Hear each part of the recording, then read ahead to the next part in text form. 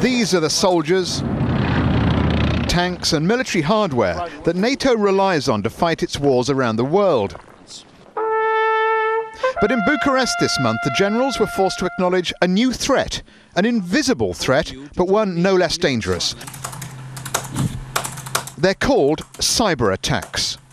Defences against cyber warfare are still rudimentary. It's a perfect tool for an attacker because the attacker can reach your critical infrastructure at any moment without any risk, because he can act from the other side of the planet and actually can use your own IT infrastructure to attack yourself.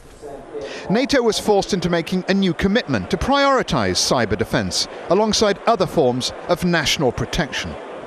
These million-dollar businesses have come to London to do just that. They've come here to sell protection, not just against organised hackers who know there are easy pickings on the information superhighway, but also political hackers who are using organised crime to sometimes take down entire governments.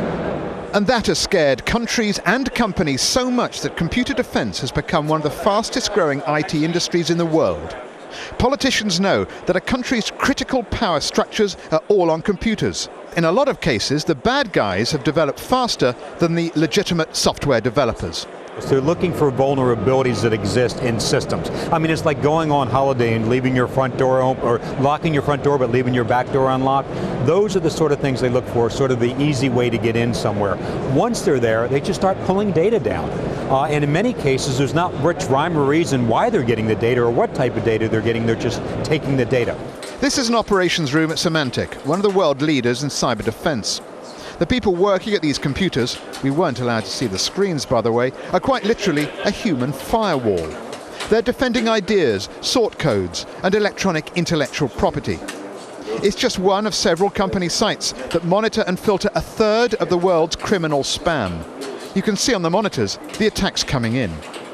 The general criminal activity goes on the whole time. It varies, it changes, it moves from different geography to different geography, different target to different target. It's always after money, how it can make money. There's also a fear that you'll get focused attacks against what we call the critical national infrastructure. It's those key elements that keep countries running, and this is what governments are really concerned about. A new global war has started, but few people know it's being fought. That's because it doesn't have the visual collateral of war, the bangs and the body bags.